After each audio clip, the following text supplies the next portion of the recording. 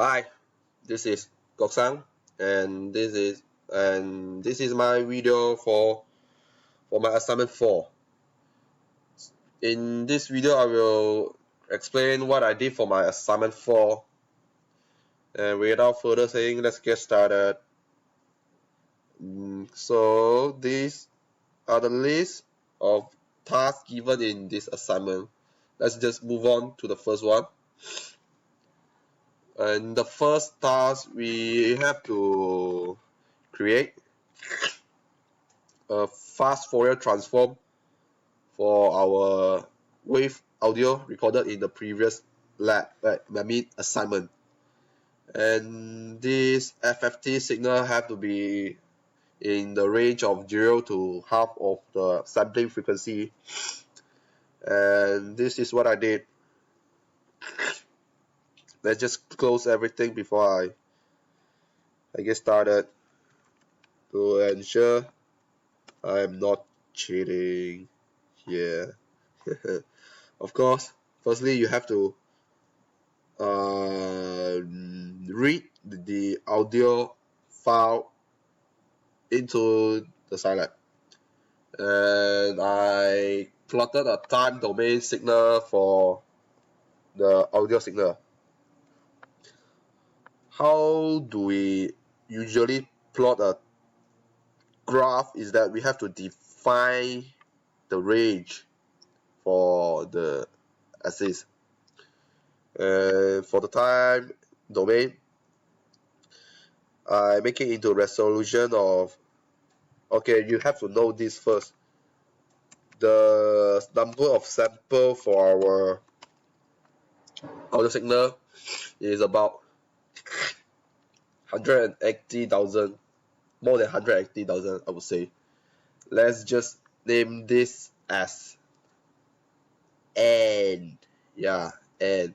And how do I write this? N. Mean the capital N. N is our number of samples. So let's continue back to here. I make them. We know that they have the capital N number of samples in the audio signal. So what I did is that I make a time domain. Uh, I I make a time domain of 0 until the capital N, the number of samples over the sampling frequency. What I did like this is that when you have the total number of samples divided by the sampling frequency, the result we get here will be the length, or maybe you can say the period for our audio signal, the length for our audio signal. And this is what I get for my time domain plotting. Not this one. Not this one. This one. It is this one. This is the time domain, and this axis represent the amplitude for my signal, and here the time. So next, I have to create a FFT for this signal. I name it as a capital Y. So and also I define FFT is a frequency domain function, so I have to plot it in frequency domain. So also, like I mentioned just now, we have to define the F domain for the plotting for the graph. This is what I did. I knew that my sampling frequency is about 4400, 4400, 44 and 100, 44,100. And from the question, the task given is that we have to make it into 0 to half of the sampling frequency, and this is what I did. I define my f domain from 0 to total number to my fs to my sampling frequency over 2. The upper boundary is half of my sampling frequency, and the lower boundary is 0. And I still have to make it into n number of plotting points because I knew that I have n number of samples in my audio signal. And this is what I get for the frequency, I mean the FFT for the of the audio signal. The top one is the FFT for the signal. Okay, so let's move on to the next task, which is we have to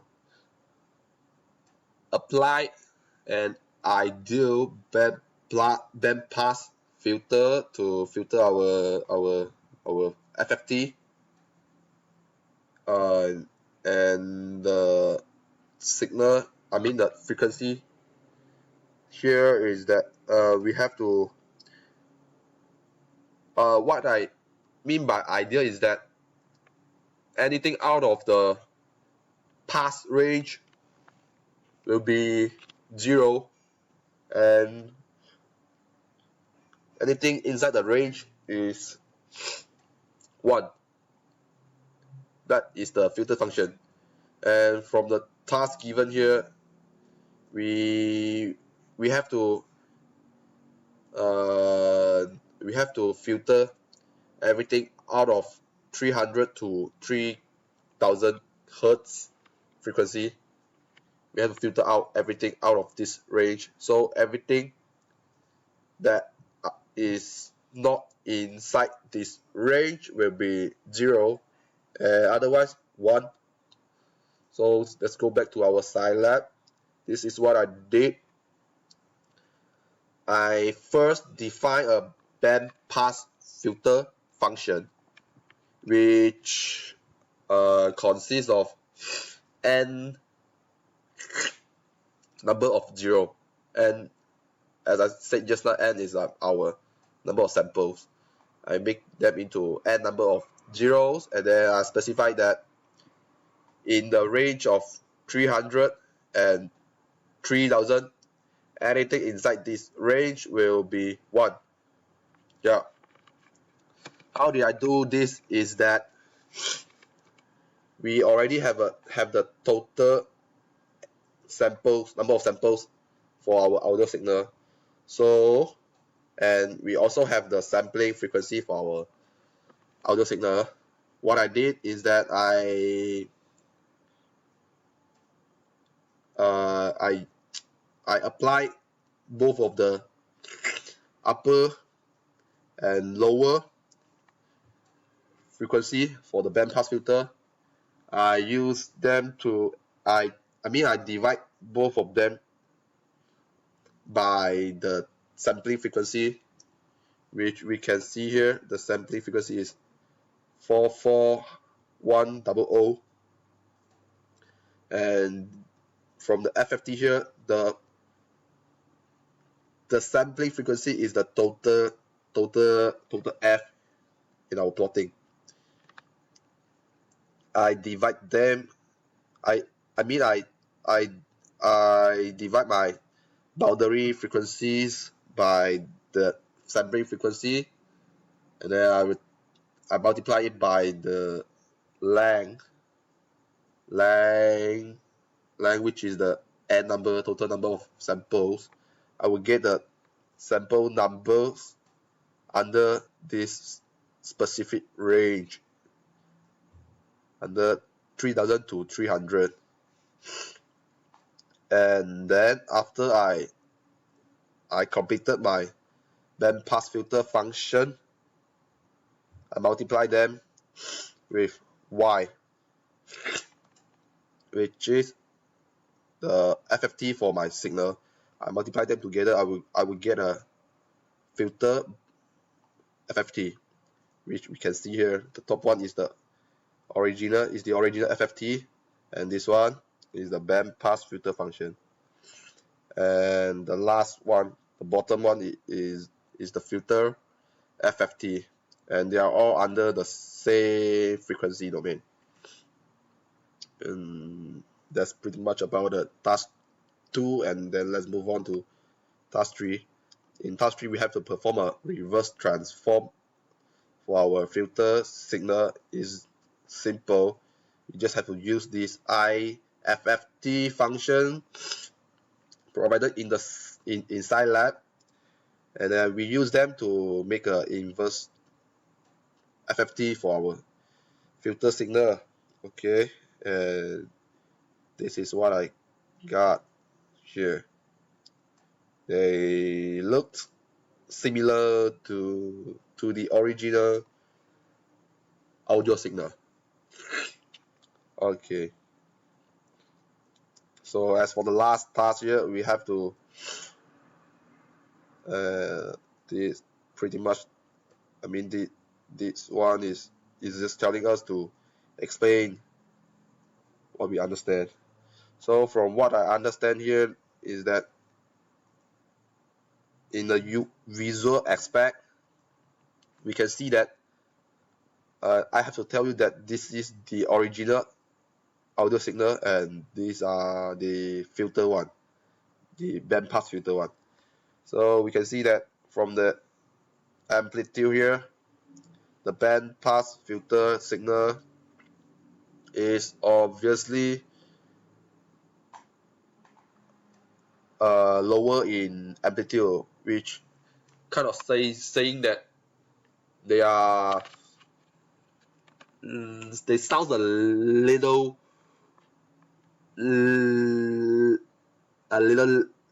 less loud. Yeah, less loudly. And other than that, their signal looks a bit more concentrated, or I can say defined. Is like they are not having this kind of noises or distraction as in the original one. Also, some of the peak and signal are also filtered, which we can see here. This part, we don't have it. We have a little bit different in their pattern, in their shape, and that pretty much says what I that pretty much says what I'm trying to what I see from both of the plotted signal. And for the auditory inspection, I mean, from what I listened between these from both of these signal, is that and I can just the original one sounds like I'm talking to you face to face, but the filter one sounds a little bit like I'm on the radio or cell phone maybe. And also this sounds a little less loudly and little bit shaking, like it's like a little bit yeah, it's like when I stop saying some word, the voice just stop immediately. For the filter audio signal, I mean, it feels like when I stop and it just stop. It won't have it just won't have any other noises, other distraction. I hope you understand what I'm trying to explain, and that pretty much says all about my work on this assignment. And thank you so much. See you. Peace.